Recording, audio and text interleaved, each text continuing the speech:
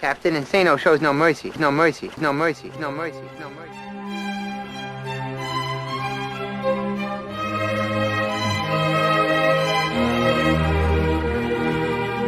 Straight cash, homie. Yeah, it's gonna be a long day. It's gonna be a long day for your ass, boy.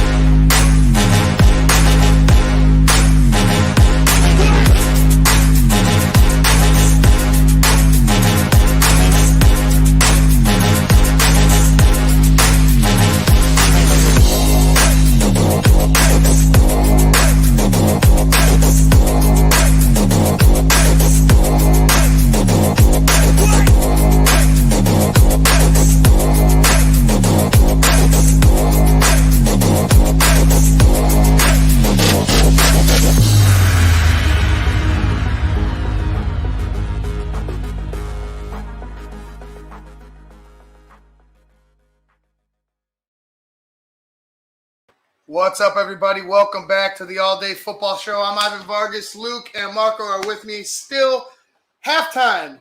We got the Raiders and the Steelers and the Bears and the Bengals. And right now it's 7-0 for Bears versus Bears over Bengals. And we got a 7-6 game right now. Pittsburgh and Vegas. 9-7 and 9-7 now. 9-7 now. The Raiders just kicked their third field goal. Field goals don't do, we don't like field goals here. Field goals don't win games usually unless it's in the last seconds. Yes. But we got close games all around. Bears seem to have been moving the ball with Andy Dalton. They see everything, all was well. And then all of a sudden Andy on a quarterback scramble came up lame on the sideline. It looked bad. I said it immediately. I was like, torn ACL. He had the hop. He did this weird funky hop. His leg buckled a little bit. He was removed from the game around about a minute and a half mark when the Bears got the ball back. He was able to. I'm sorry. Yeah, they're kind of showing they're showing it right now. Yeah, he was. They were able to take him back, and Justin Fields came into the game. But Andy was doing pretty good. Yeah, he was doing pretty good. He was moving the ball, scrambling. He was just controlling the offense really well. And all of a sudden, this freak injury. And all of a sudden, here comes Justin Fields. And I know my prediction, it's not how I predicted it.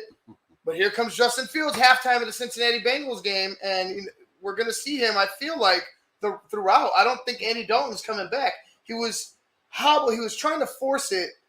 But, as an athlete, the adrenaline once the adrenaline wears off and you really feel it, Yeah. So maybe he was playing off of adrenaline. They said that it would take his leg being cut off to get him off the field. So maybe Andy came down to earth a little bit, started feeling that knee, and was like, hey, we got to go back. Yeah. Hopefully he's all right. Like I said, he was doing a great job. It was a good mix of run and pass. Andy doing it with his legs. And it wasn't as bad as I thought it was going to be, coming into the game. Andy was leading him. It's just kind of a freak accident that he hurt himself. Yeah. I mean, that Andy Dalton was really leading that Bears offense. I mean, he looked good. I mean, and you hate seeing it, at such a point in the game because you're in a rhythm. As a team, you're in a rhythm. You're moving the ball. You're getting the first down when, at crucial times. But then to see, something of that nature, happen, I'm not saying it's going to kill the Bears, but it's just you hate seeing it just when you saw a team in rhythm. What I'm hoping is, best case scenario for the Bears, they just took him to the locker room and maybe it's just some kind of bruise, nothing too, extensive that's going to take him out for a long period of time. But he was in such a great rhythm, man. So it definitely it hurts seeing him, go out like that as far as for the rest of the game. Yeah, it sucks. I mean, it's a double-edged sword. He gets hurt, Chicago gets what they want to see. You know what I mean? So it's a double-edged sword. It's not, similar career. Not mad different injury, but similar to Tom Brady, Drew Bledsoe. Quarter, we've seen this before. It sucks. Now it's up to Justin. So everybody wanted to see Justin. Let's see what Justin can do. Now Justin, you're not in for a play. Now you have a whole half to work with the ones and all that stuff. But he's taking a sack. He's got to get his feet wet. You know what I mean? That's just plain and simple. You're playing against the number ones. This is it. This is Sunday now. You know, this is the real Sunday. Yeah. So let's see what the guy can do. Like I said, I feel like his biggest monster right now is what's going on inside of him. Yeah. Like the kid, we all know the kid physically can do everything. We all know that. But it's what's going on inside of him, his mind. How are they keeping him calm?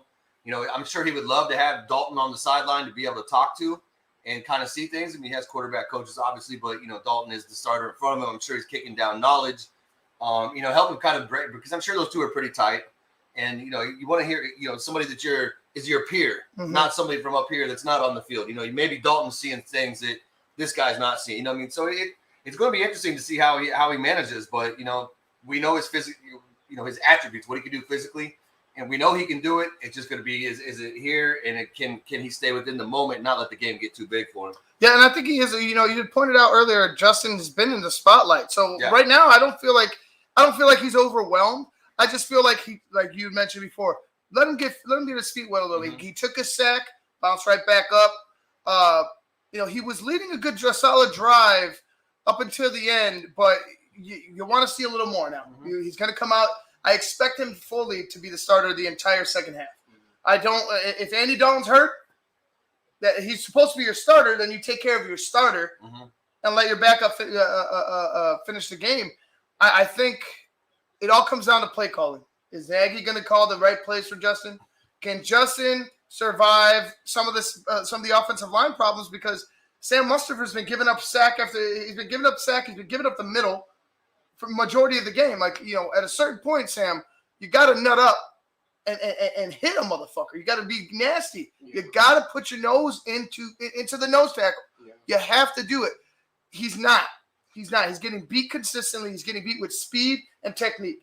It's just flat out. He's been overmatched for the majority. I want to say of the second quarter. I'm looking for the Bears to continue controlling the game. They're really good. Joe Burrow looked really good at the end of the second half. I hope that they can continue to control the game. The defense is. It looks like it's playing soft at times where I want it to play hard. Like I want it to play more press. Secondary? The secondary. It looks like it's playing softer when I want it to play up more. I want them to come downhill more. There was a first down Joe Burrow completed towards the end of that half where they were inside the 10. Ends up completing a pass to T. Higgins on the outside for like 15 yards. You got to be shitting me. You got to be shitting me. Kendall Vildor is bailing like he's playing cover 3. And I'm like, Doug, you know where the sticks are. Where do you think you're going to go when you have safety help over the top? What you got to play to the down marker. Like it just, to me, there's been little things with the Bears that have been frustrating. Andy Dalton wasn't one of them. No. Which is crazy. Justin Fields right now isn't one of them. David Montgomery isn't one of them. The offensive line, you gotta shore up that middle, Sam Mustipher. Like this shit, like I can't back you up if you're just laying shit. You cannot give up sacks like you did at the end of the half on Justin Fields. Moving on to Steelers and Raiders. Good game. 7-9. You said, or 9-7, Marco. 9-7 at the half. It was a defensive battle, man. It was a defensive battle in the first half. I didn't think that either team was going to score a touchdown. The Steelers ended up picking up 7. The Raiders are leading. They're still in it. They've been in deep into Pittsburgh territory. They just haven't been able to come up with 6. Yeah, I mean, and as we touched on before the game started, I think one thing that we touched on was the Raiders, how that defense can apply pressure to Ben, and they've been getting in space in this first half. So, a low-scoring affair. You could tell that that Raiders defense is definitely keeping them in there. It's been a real good game between Las Vegas and Pittsburgh, that's for sure. Yeah, it's night and day compared to when the Raiders played the Ravens. They went crazy. We talked about it in the pregame. They went crazy with Waller in the first quarter. Right now, Waller only has 3 targets. He has 1 catch for 8 yards. So talk about a change of pace. But how much is that accredited to the Pittsburgh game plan and the defense? Oh, huge. It's huge. But then vice versa, Hunter Renfrow, 4 for 34. He's your leading receiver. So, and then you got Jacques' cousin, Foster Moreau, This year, Jacques, we got you. He's the second one. He's the second one. Kenyon Drake, though, 24 yards receiving. So he's the third one. So where's Ruggs? Where's Waller going to step up? Right. Where's Zay Jones? So I mean, they're doing what we told. We talked about in the pregame. They are spreading it around a little bit more because some of these guys didn't even have catches last week. Right. So they are doing something, but it's not enough. And it, like we talked about, when you get down there, it has to be 7, not 3. Because you are playing the Pittsburgh Steelers. You're playing a giant in Ben Roethlisberger. He's been there. He's won Super Bowls. Like, this guy is not, he's not just some dummy over there. Like, this guy knows how to put it together. And the Steelers, like I said, the Steelers, I feel like, have the edge because they do have that stellar defense. So Raiders just leave a little bit to be the left, and you just like, just give me a little bit more in the red zone. Well, I'll tell you this. You know what's lacking is a running game. Oh, big time. I mean, you got Derek Carr as your leading rusher, 4 for 9 yards. That's not going to cut it. That's not going to cut it. I guarantee you. If you had a guy in Josh Jacobs, if you had a backup running back worth a damn, because I know they got Peyton Barber. Peyton Barber. Yeah, Peyton Barber. Peyton Barber isn't doing much of a job. If you have a running back that threatens on the ground, you have a threat on the ground. I guarantee you they have at least 1 touchdown on the board. Yeah, I guarantee you that you have to be able to threaten in both phases, in the air and on the ground. You have to be able to threaten defenses, or else you're just going to be sat on one. In your best, pinning their ears back. Yeah, they're just going to sit on one. They're just going to sit on your best player, your best your best skills on offense. You have to have a good mix. The Raiders don't have a mix. They don't have anything. Their MVP right now is Daniel Carson, their kicker. I mean, he's keeping them in the game. Daniel Carson, yeah. Daniel Carlson, 3 for 3. 3 for 3 right now. Wish I had him. Wish you had him on fantasy. Going around the league, everything's been tight. Everything's been real close. You had, like I said, BEARS-BENGALS, 7-0 going in the second quarter. But you also have some tight matchups. I know Buffalo's up, but you have a tight matchup in New York and New England. 13-3. It was 10-3. And also another one in Denver and Jacksonville, 10-7. Marco, you were talking about Buffalo and Miami. It wasn't looking good for Tua. No, it was not. And he was out of the game. I mean, they took him out, I believe, in the second quarter. I mean, took a hit. I believe the ribs is where they talked about him, getting injured. Mm-hmm. You bring in Jacoby Brissett, I mean, veteran backup quarterback, bringing him as a starter. You take your foot off the pedal a little bit because, I mean, Jacoby just can't achieve what Tua can as far as mobility, arm-wise. Buffalo, I mean, surprisingly, they're still in the ballgame, though. I mean, Miami's not really, so down and out right now. I think they're still in the ballgame, and some turnovers definitely in that, in that second quarter, I think it's kept Miami in the mix. So, I don't know, we might see a different second half from that game. Luke? Man, yeah, I feel like Buffalo should be up more. I just feel like Buffalo should be up more. And we saw, I remember who it was that was speaking about it on the national broadcast earlier, but they were saying this Josh Allen this year is not the Josh Allen of last year. Mm-hmm. And with this team, I feel like he should be up to at least 21, maybe even 28 on Miami. Miami just doesn't have the firepower that they do, which Miami has been getting better. Let's not kid ourselves. Miami is not just a rollover game. You know what I mean? Like, right. And I feel like the Buffalo just leaves a little bit to be desired. I don't know. I feel like they're going to turn it on. Miami might get one. I feel like Devontae Parker is still somebody to be reckoned with. I look for him to have a big catch somewhere along the line.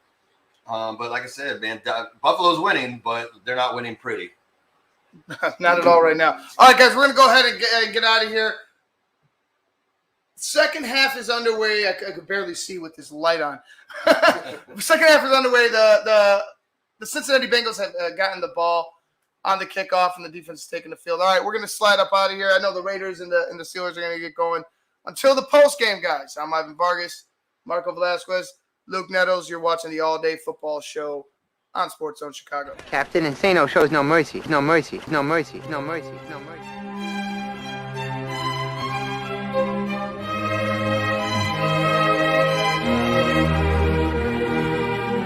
Straight cash, homie.